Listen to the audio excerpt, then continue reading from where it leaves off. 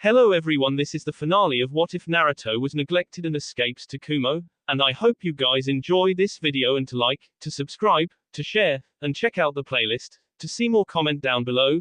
Now let's start the intro. They call me a god. They call me a god.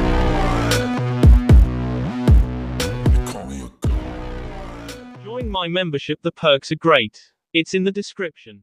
There was a collection of screeches from the eagles that were hovering over the battlefield that signaled the retreat for the elite forces. The plan was for them to regroup and redeploy to cover the weak spots of the allied charge. While chaos reigned supreme, Kushina and Minato jumped into the air together and Florida was there to swoop under them and catch them. They climbed back into the sky and got to see the battlefield from an aerial point of view. As Naruto calmed his senjutsu chakra and separated from Hikari's yokai, the clouds lightened, and sun started peeking through to illuminate the battlefield. It was clear that the enemy force was in disarray, and it was perfect for the ensuing allied charge. The front lines of the allied forces were 500 meters away from the enemy's shattered lines, and the craziest part of the battle was about to begin. Kushina and Minato were taken to the back lines, and Kushina's keen eyes caught flickers of enemy movement that was circling around a far flank. She growled when she saw the blank masks and she shouted to redirect Florida down. A couple of the eagles followed, and everyone was able to see what Kushina saw. The elites were going to deroot the forest. It was long overdue, and the Red Death would be more than happy to offer her services. Karen, who was back with the medical teams, was focusing the Eye of Kagura, her potent sensory ability, to keep track of the battlefield. Naruto's overwhelming aura had flooded her senses and dulled her to everything around her. Once Naruto powered down, she was able to extend her senses once more. She felt the clash of the main forces and she could feel chakra signatures flickering out of existence at a startling rate. War was hell and Karen couldn't escape from it due to her abilities. Karen cleared her mind and kept her senses spread. That was when she felt the collection of nearly 500 emotionless signatures flanking, and she sensed the plant creatures beginning to emerge from behind the medical caravan. She flared her chakra to get everyone's attention and she channeled chakra into the necklace that Naruto gave her. With the signal sent, Karen set to work erecting the defensive barriers. Within a minute, 10 Naruto clones joined her, and one of those clones dispersed to inform the boss about what was going on. Kushina saw the barrier get erected and she saw the plant creatures emerging from the ground. She saw the quick reaction forces start moving to engage the plant creatures, but they completely missed the root shinobi. She jumped off before Minato and began taking her revenge on the bastards that started her whole journey to Kumo. Kushina was joined by Minato, then Kakashi, Kurenai, Anko, Yugito, Darui and C, who all took notice of the urgent request for reinforcements. 8 shinobi against 400 wasn't great odds, but reinforcements were on the way.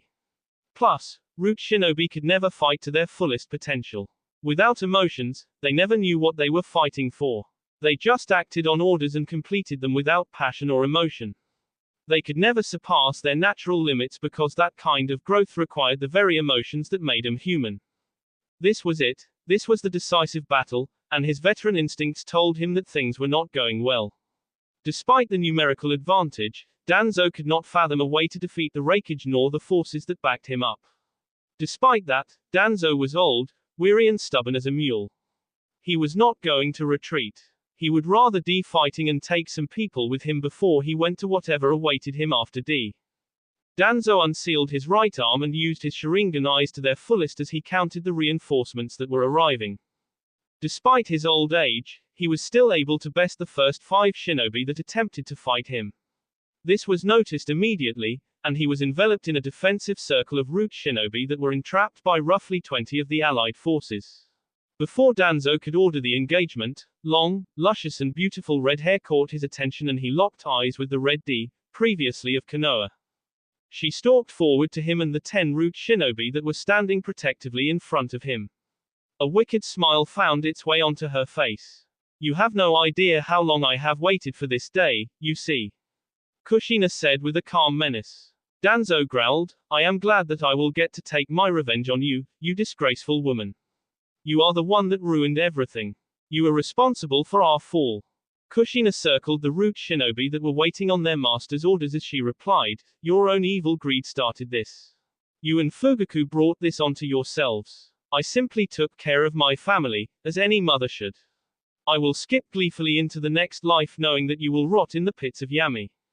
Root. Danzo ordered and the 10 root agents attacked in unison.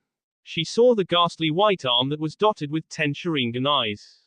She saw the Mangekyo Sharingan spinning and the cripple weaving through hand signs.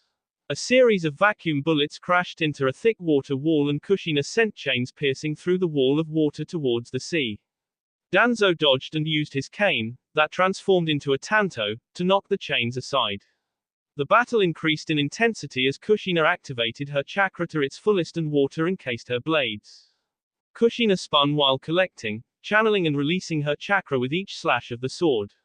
The volley of water blades collided with a vacuum wall or vacuum bullet as Danzo fought against the fierce redhead that used to be a prodigy of Konoha but was now a legend of Kumo. Kushina dodged urgently as she felt a presence appear behind her. She brought one of her blades up in time to block Danzo's sword. She rolled with the blow and came to a halt in a crouched position with one of her hands rubbing out the pain. Her armor dulled the impact, damn it. She growled menacingly as she took advantage of the standstill to determine what happened. The fight continued like this for 3 more K blows that should have ensured Danzo's K, each time ended with the sea shimmering out of existence. After the 4th D, Kushina noticed that 4 Sharingan eyes on his unnatural arm were closed, and she put 2 and 2 together. Taking one of those vacuum shots to the head really hurt. Now, she had an idea of what she needed to do. "You are a disgusting sea." Kushina began as she rose to her feet and let her chakra chains flail wildly behind her. Danzo growled as perspiration dotted his brow.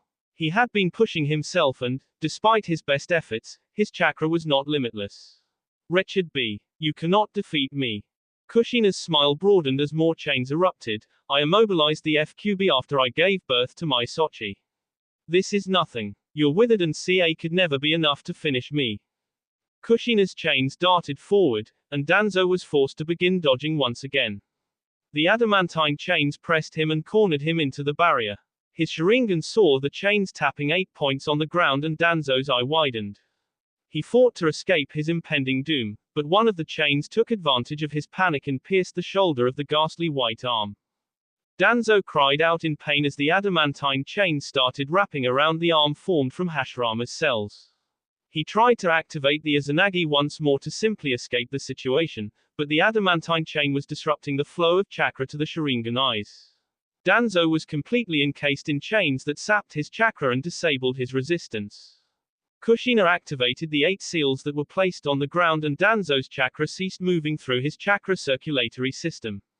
His old and weary body could no longer stand and support his weight without the reinforcement of chakra. The sea thoughts raced in panic as his chakra was drained away at an alarming rate and the chains grew in thickness and durability with the presence of the foreign chakra. Kushina smiled wickedly as she walked forward towards Danzo. "You know, evil sea, I think I will start by that arm. Now, that right eye of yours doesn't look like it belongs to you, does it? Let's see." Kushina tapped her chin in an exaggerated thinking pose before she smiled and pulled out a sealing tag. "Now, let's see how you like this. I hope it doesn't K you, so that I can enjoy TU." Danzo's normal eye widened in panic as Kushina formed the ram hand sign. Kushina cackled in glee and tapped her chin again in thought. She snapped her fingers and one of the chakra chains tapped Danzo on the forehead and a seal appeared where the chain touched. It was a favorite among the T and interrogation community because it heightened neural sensitivity by nearly 100 times normal. Fugaku's fall. Fugaku hovered over the battlefield, and he frowned deeply as he realized his forces were going to lose despite the reinforcements from the demonic realm. He didn't expect the Kitsune clan to get involved nor to have the 5 and 6-tailed Biju participate in the attack. The Bijudama that were launched early in the battle were devastating in nature and took out many of the orcs. The complete disarray of his forces made it impossible for him to rally them through conventional means. Oh well, it was time for the world to recognize the true god in their midst. Naruto was riding atop Merika and he felt the man he was waiting for hovering in the sky. Was he an idiot or was he just that prideful? The sky was his domain, and it was time for Naruto to put the false god in his place. Naruto once again synchronized with Hikari and commanded the natural energy around him. The ever-present clouds darkened in response and the storm started once more. The start of the storm was indicated by 5 shots of lightning that all converged on a single point in an explosion of Raten chakra. Fugaku used the chakra he had gathered for the Diva path and immediately converted it to the Preta path as his sharp eyes picked up on the beginning flicker of lightning. The chakra formed a blue barrier around his body that absorbed most of the chakra that was incorporated into the lightning strikes. However, Fugaku was confounded when he was still damaged by the lightning. He didn't know that the Preta path refused to absorb the Senjutsu chakra because his body would not be able to handle it. Merika dove down and gave out a fearsome cry as she pierced through the air in a predatorial dive. Naruto stood in a crouch on her back, and he saw Fugaku dodge Merika's talons. Naruto launched himself at high speeds and kicked Fugaku out of the air. Naruto air-stepped down and prepared 2 Raisin Shuriken that he threw at the downed form. Fugaku rose and his Rinnegan easily picked up in the incoming hyper-dense balls of chakra. He held out his hands and focused the Preta path to his front. The chakra was absorbed into his hands, but the hands were shredded by the wind blades and the tenketsu were burning from the dense chakra that was forcibly absorbed through his hands. Despite the burn, Fugaku grinned wickedly as he felt invigorated by the chakra. Fugaku changed his arm into a series of blades as Naruto descended from the air with his katana coated in Tempest chakra. The blades stood up to the volatile chakra for a few attacks. Fugaku needed to change things up and he lashed out with an almighty push. The terrifying power of the Diva path used the gathered chakra and forced it out in an explosive push. Naruto flew backwards and instinctively used his control over the wind to slow his flight by creating multiple layers of air cushions. His chakra chains tore into the ground and slowed him further. He ended up landing backwards in a skid as his feet dug into the muddy ground. His feet blurred into motion and left a crackle of wind and lightning in his wake. He caught Fugaku during his recoil period and the greatsword was unslung and he lashed out viciously. Fugaku formed a shield with the Azura path to absorb the blow. The shield shattered under the great might of Naruto's strength and Fugaku was the one to get catapulted backwards this time. Naruto didn't stop there. He gathered chakra and formed it in his hand. He channeled the Raisinary into his hand and threw the electric orb toward his airborne opponent. Fugaku saw the gathering of chakra and he saw it disappear. He was on the defensive and he righted himself in time to see the chakra re-emerge. The lightning sphere sparked back into existence a mere 5 meters in front of him. Fugaku had enough time to activate the Preta path and it spared him most of the impact. However, once again. Okay, Hikari-chan, so he can't absorb the full jutsu.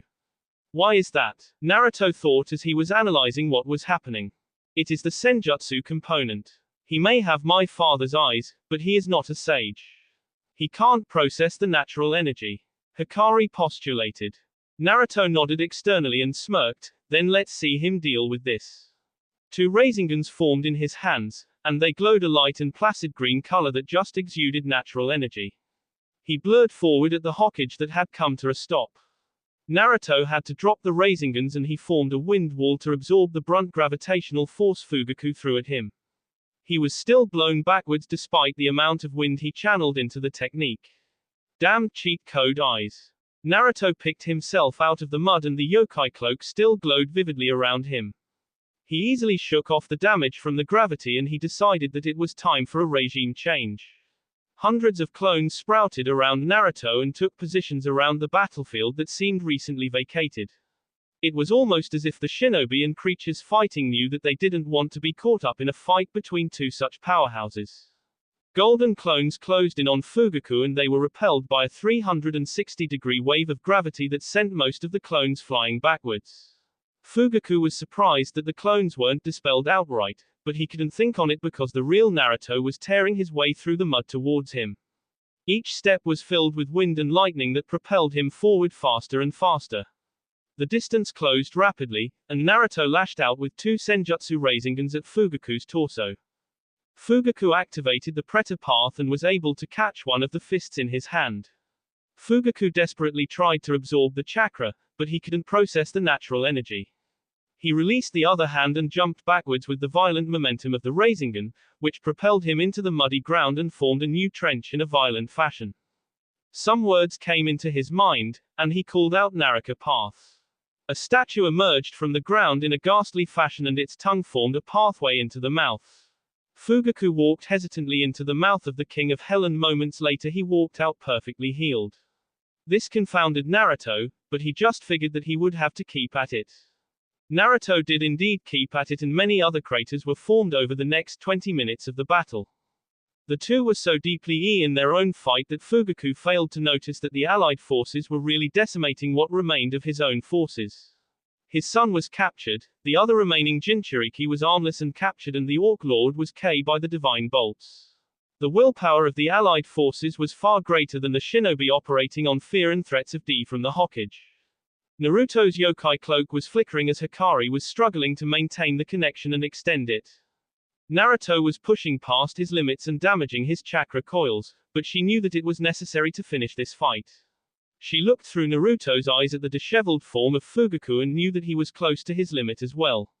He had summoned numerous animals, used the Diva path excessively and Naruto had repeatedly smashed his Ashura path's constructs. Despite that, Hikari panicked when she saw what Fugaku was doing. Fugaku held the weight of a black hole in his hand, and he tossed it into the air with a maniacal grin on his face. The Chibaku Tensei was literally a black hole, and it would suck in everyone present in its godly demonstration of the glory of gravity. This was the power of a god and Fugaku cackled madly despite the immense chakra drain that left him panting on a knee. Naruto felt the pull of the black hole and resisted it. He thought that the only way to end such a jutsu would be to kill its creator. He gathered his remaining resolve and tossed a Hiraishin kunai at Fugaku's position. The pull of the black hole caused the kunai to miss high, but Naruto appeared in a golden flash over the exhausted form of Fugaku. He lashed out with tempest chains and was surprised when they were able to penetrate Fugaku's defense. He retracted the chains and pushed off an air cushion towards Fugaku. Naruto pelted towards Fugaku with both hands held out in front of him. He used both hands to gather and spin more of the natural chakra than he ever had before. The Odama Senpo Rasengan crashed into Fugaku Uchiha, the Godime Hokage of Konoha. The power of the Rinnegan attempted to resist by absorbing the chakra, but Fugaku's body was at its limits. The eyes didn't belong to him, and they had taken a great toll on the mortal form that dared to use them in such a reckless fashion. Naruto's chains dug into the ground and kept him anchored as he thought of a way to counter the insanity of the black hole. Hikari, pour everything we have left into this. We cannot hold back because too many of our allies will die if that thing continues to grow and destabilizes. Naruto said through his exhaustion. He could see and feel the forms of his own allies being sucked into the black hole already. Hikari frowned but nodded with a determined look on her face. Okay, Ruto. I am with you to the end. Naruto used his chains to keep him anchored but 9 fox tails folded over his shoulders while 2 hands focused in front of him. Orbs of wind, water, lightning, positive and negative chakra began gathering in front of Naruto at the tips of his tails. His hands held up the immense weight of the dense chakra and orbs continued gathering into a ball. The orb started as the size of a basketball, then it grew to a wrecking ball and Naruto's feet cracked into the earth when it grew to nearly 10 meters in diameter. Naruto roared and used his remaining chakra to launch the Bijudama Tempest style towards the black hole. Naruto's chakra chains began disintegrating as he no longer possessed the chakra to maintain them. He collapsed to his knee before he began getting lifted into the air. He barely had the strength to keep his head looking into the sky when the Tempest bomb collided with the center of the black hole nearly 500 meters in the sky. The resulting explosion disintegrated earth, bodies and wood indiscriminately as it expanded further and further. The expansion culminated in an explosion of black, red, blue and white energy as the black hole destabilized and exploded. The pressure, shrapnel and explosion blossomed in the sky and rained down hell on the earth. Those with enough wherewithal erected defenses. Those near Uzumaki were shielded by barriers. Those unfortunate enough to be caught in the backlash faced an untimely D. All that could be said is that the explosion rained down hell on Earth after the culminating clash of 2 mighty powers. Why does hell appear on Earth so much more frequently than heaven? Why are people so tempted by the evil and resistant to do what they know is good? Why is it that people are inclined to remember the negative more than the positive? Why does man see the need to control and dominate other man? Why does war never change? Why do the gods let man run amok and sow such havoc? There were no happy answers to the questions that seemed to simmer in Naruto's mind as he lay in an unconscious state. His mind wasn't all there as he floated within the void of chakra exhaustion. Each time he began attempting to answer the questions, his exhausted mind blanked and the question flitted away into the void only to be replaced by the next existential question. Time was undefined as Naruto's weary mind hovered in the void for what seemed like eternity. Through the darkness, a vast ocean of chakra that looked like a brilliant orange galaxy reached out and searched for the figure floating in the void. Warmth filled the emptiness and drew Naruto's form into it as if it was pulled to it as if by gravity. Life filled the void and Hikari's voice followed it. The reassuring feeling of the soul link reconnecting let Naruto know that everything was going to be okay. He closed his eyes and took a deep breath once he realized that he was back within Hikari's cabin and wrapped in the warmth of her tails. On the outside, Naruto's body was kept safe within the sealed defenses of Uzushiogakure. None of the girls wanted to risk another plant creature devouring their raikage, L or M. Samui and Mabui were close enough after Naruto launched his final attack that Samui was able to paralyze the black and white Zetsu. Mabui had enough wherewithal to lock it in a chakra-absorbing barrier. Then the two watched the white Zetsu dissolve and leave a black mass of insane chakra.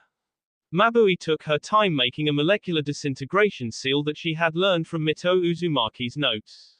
Needless to say, Black Zetsu, unknown sun, chakra parasite of Kaguya, was no more. As Naruto recovered within his ancestral homeland, Kushina tore apart Konoha's council.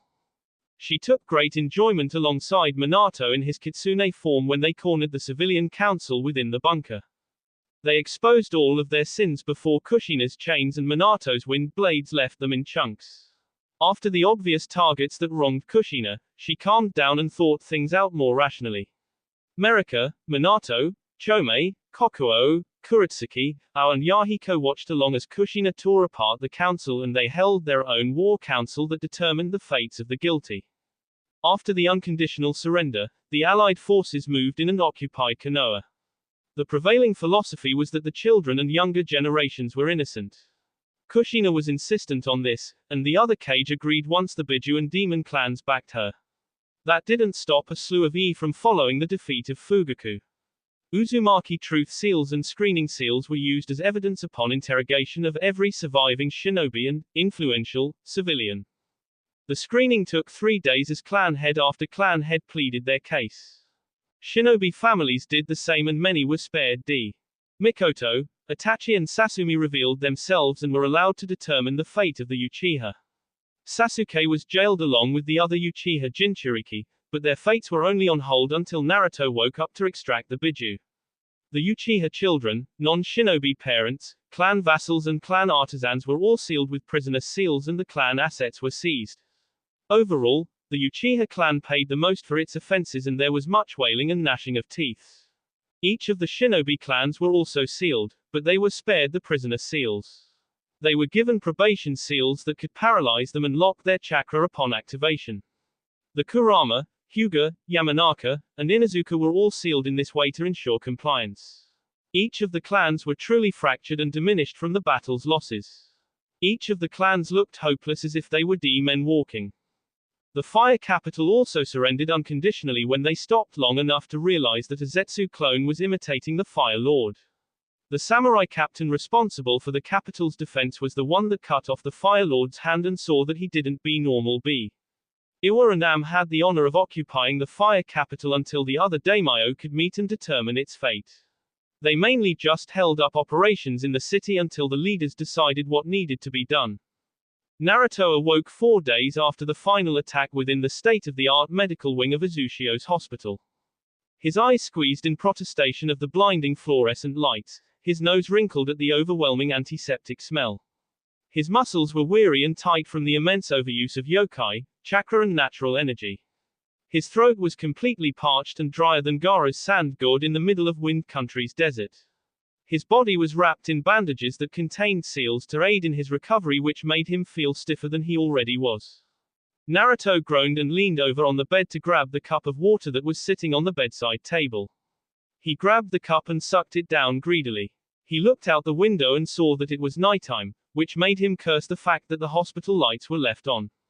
He saw that Tsunami, Rias and Karen were there waiting for him, and they were all passed out in a variety of uncomfortable-looking positions. Rather than wake him up, he closed his eyes and dove into the mindscape. He cracked the bedroom door open silently and slid into the bed next to a sleeping Hikari. The great Kyubi no Kitsune was cuddling into a Naruto body pillow. It was really a cute sight. Naruto slid into the big spoon position. This time the blackness didn't bother him because he was wrapped up in the crimson warmth of his Kitsune queen. Walking out of the hospital, Naruto was glommed onto by Maya, who was his designated ride since he couldn't use chakra to summon or Haration. Maya had Virginia and Georgia already summoned and waiting for him. It was great having his wives able to summon the eagles at times like this. Naruto leaned into Virginia as she cuddled her massive head into him. Words didn't need to be exchanged between the two. The experiences they went through together made words unnecessary due to the intense level of trust and intimacy built over years of experience together. Naruto kipped onto Virginia's back and Maya flew on Georgia, who also insisted on staying by Naruto's side. They flew over the elemental ocean and made it into Fire Country within an hour. Naruto saw the scars left from the Battle of Wave as he blurred over the landscape. The scars soon disappeared, and the beautiful landscape of Fire Country blurred together for the next hour as he traveled to Konoha. The marred landscape just outside of Konoha was both magnificent and ominous as Virginia descended in preparation to land. There was a great cheer that filled the air when Virginia landed in front of Konoha's gates. The city was damaged, and the outer walls had seen better days. The carnage that originated nearly 3 miles north of the walls reached the walls of Konoha. The forest was flattened and destroyed with chunks of earth and shredded trees everywhere. The walls were manned by allied shinobi and the flags of Kumo, Kiri, and Azu were flying over the front gate. Naruto was surrounded by the surviving shinobi, and he smiled at them wearily as he made his way into the village he once called a home. Before Naruto could take his first steps into the village, he was glommed by Itachi, Mabui, Samui, Amy and then Maya joined in from behind. The village was way quieter than he remembered, but he figured that was because people were told to stay in their homes until everything was decided. The girls brought him up to date on the latest developments and he was just sorry that he missed the E of the village council. Mabui held the door to Konoha's council room open for Naruto and he walked in to see Kushina, Kuretsuki, Yahiko and Darui sitting around the main table. Yugito, Akatsuki, Haku, Nagato and Konan were also in the room. They all rose when they saw Naruto entering and whatever they were talking about no longer mattered. He gave them all a tired smile and waved them back into their seats. Let's get this going. I want to get out of this of a village as soon as I can. Naruto said cheekily. Are you going to be okay, Sochi? Kushina asked with concern lacing her voice. Naruto nodded. Yeah, I just pushed myself too far when trying to break that damned gravity ball. Why don't you fill me in on what I missed and what the plan is? The mood sobered a little bit and Kuretsuki spoke first. Well, Gramps finally kicked the bucket and so did my brother. Final count of my forces indicates that we lost nearly half of what we brought. Ao took over, Zabuzade along with 300 of our shinobi. Darui looked like he didn't want to speak, but he relented. Reikage-sama, our forces were leading the charge when the gravity sphere was loosed. We lost nearly 800 shinobi that included Dodai, Shi and Omoi. Naruto was holding up well, but that last name hit him like a sledgehammer to the face. He had been with Omoi since he was 7 years old and Omoi was more of a brother than anyone else in the Divine Bolts or Kumo forces. Naruto slumped in his chair and his chin fell to his chest. His body convulsed and shed tears for a minute before deep and shaky breaths attempted to calm him down. Continue, Naruto muttered. Yahiko spoke, suffered 250 and many injuries, but we will survive. Kushina spoke in a motherly tone this time. Azu suffered minimal casualties, and there is more good news. Danzo, Fugaku, some black parasite that was the origin of the plant creatures, the Jinchuriki and Konoha's council have all been neutralized. On top of that, it was proven that the fire daimyo was K by one of the plant creatures and it was imitating him. The fire capital has agreed to concede to our demands. Naruto nodded, and I assume that is what this meeting is about. Kuretsuki nodded, yup. So, your mother was telling me that you plan to release all Biju. Care to elaborate on that? Naruto shrugged, I am strong enough to release the Kyuubi and let her return home. I believe Gaara, B and Yugito also consent to this. Which means that after I are the Biju out of the Uchiha, the Biju will all be returned to Makai. With the portals open, my hope is that humanity can negotiate with the demonic realm. Each side stands to gain more from cooperation than attempted domination. Al nodded but hesitated for a moment before asking, aren't you married to the Kyuubi? Naruto nodded, indeed I am. Hikari will be able to traverse back and forth, and her M cycle is in a little over 2 years. You have nothing to fear from me nor the Kitsune clan. All I wish for is a world working together to become a better place. For your assistance in this war, I will share all Kumo knowledge with you, which includes our agricultural reforms and practices. Kushina stood up at this, I will offer the same. Fuinjutsu is the key to understanding this world and I will open a school for international training on Azuchiogakure. There will be rules that are linked to contracts signed to ensure that my clan's knowledge will only be used for good. Yahiko stood up next, and will offer our industrial techniques to assist in rebuilding and development. Ao, catching on to the trend, stood next, we can offer our marine techniques and shipping. We will also offer to secure the elemental oceans from pirates and other disruptors. Finally, Kuretsuki stood up, we have a variety of earth techniques that should be able to help. If you all are serious about working together, then Iwa will play its part. Naruto nodded with a smile on his face, good. Now, what do we have left to do to clean up Konoha and Fire Country? Darui sighed, it has been so damned bothersome. The council is mostly D, the Uchiha are awaiting sentencing, the remaining clans all have probation seals on them. Those dissenters that provided information have been allowed to join their clans while they're locked down to their compounds. For the most part, Konoha is destroyed. They lost over 3,000 shinobi yesterday and they will be in need of massive assistance to simply recover. Kushina added, there are a total of 1,156 shinobi remaining in Konoha. Before the war, that number was over 8,000. There are 26,000 civilians alive currently. The Bank of Konoha and Fire Capital have a total of 18 billion ru and that doesn't count their assets. The question becomes how to divide the assets and what we should do with Fire Country. Naruto sighed, that includes what we should do with Wind Country since the government there was toppled by the Uchiha clan. So, who wants what? Kuretsuki cleared her throat, we have no need of Suna since they have many of the same minerals that we do in our country. We really need more agricultural capabilities. Kushina shrugged, I don't need land. Azu has annexed Wave, so I would like to claim the northern region of Fire Country so that I can secure land trade routes from the bridge. Al nodded, we would like some of the port cities to make trade easier and avoid tariffs.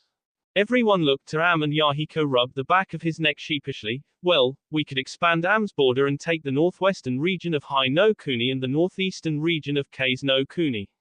That would be a natural expansion of our borders and grant us access to resources we don't have.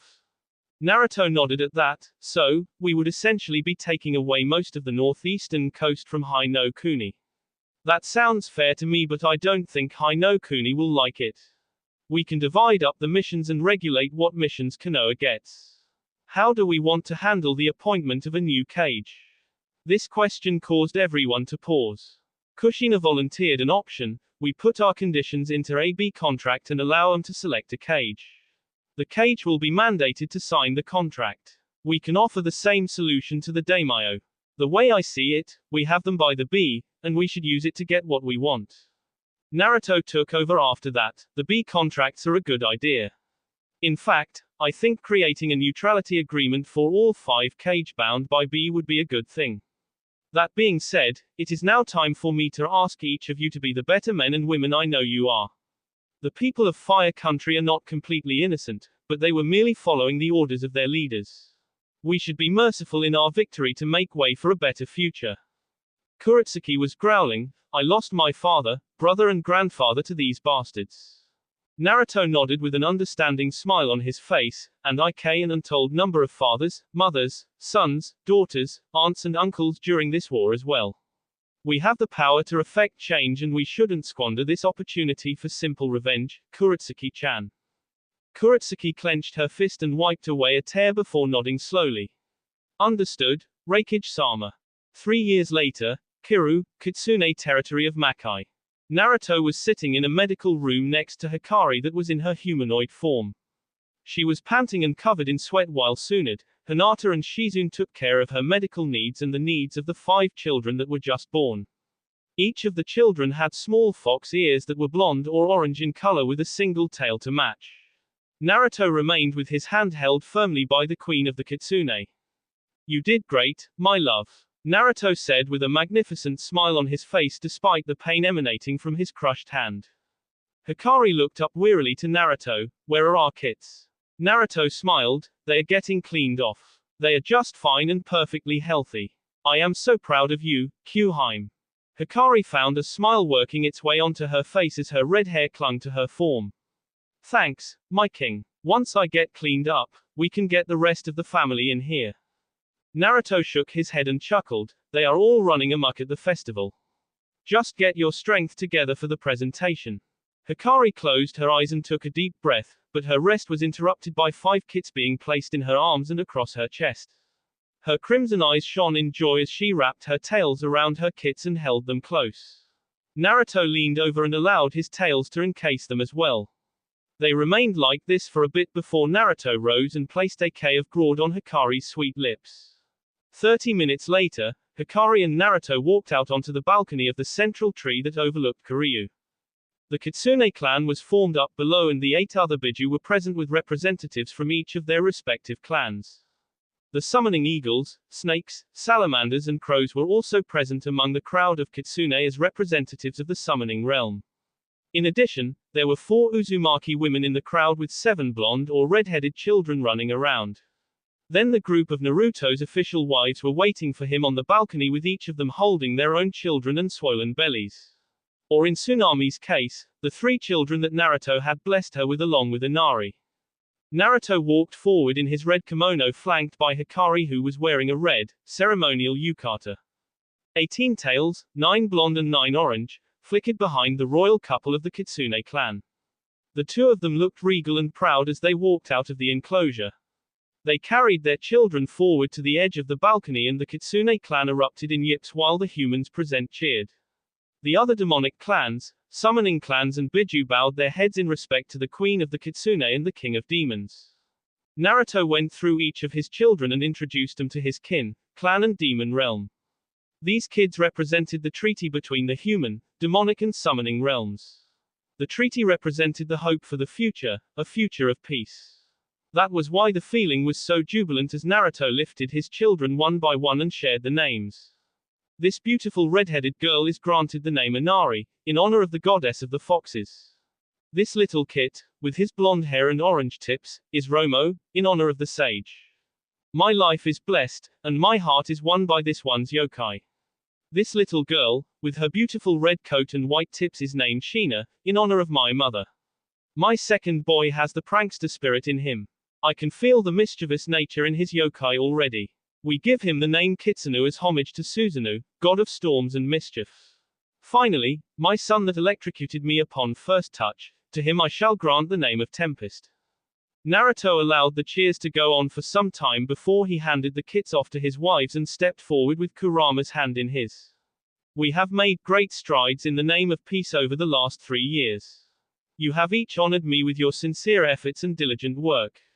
It has been glorious to see 3 realms prosper and it is my hope that this will continue for future generations.